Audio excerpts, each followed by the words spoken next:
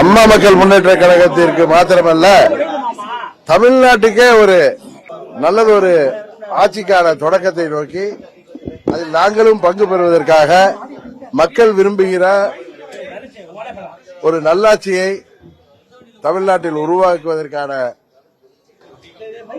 முயற்சிக்கு நாங்களும் உறுதுணையாக இருப்பதற்காக எங்கள் ஆதரவை தெரிவிப்பதற்காக இப்பொழுது நாங்கள் புறப்பட்டு செல்கிறோம்.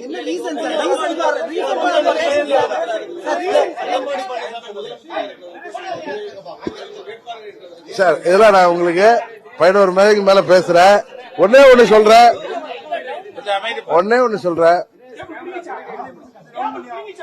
விட்டு கொடுத்து போவர்கள் இன்றைக்கு கெட்டு போவதில்லை. என்னதான் இருந்தாலும் இது ஒரு பங்காளி சண்டை தான். எங்களுக்குள் உள்ள சண்டையை நாங்க இன்னா செய்தாரை ஒருத்தல் அவர் நான நிர்ணயம் செய்து விடல் சொல்லி ஏற்கனவே பொதுக்குழுலே நான் சொன்னேன். அதனால நாம் பழசையே நினைச்சிட்டு கட்சி நலனையும் தமிழ்நாட்டு நலனையும் பின்னுக்கு தள்ளிவிடக்கூடாது என்கிற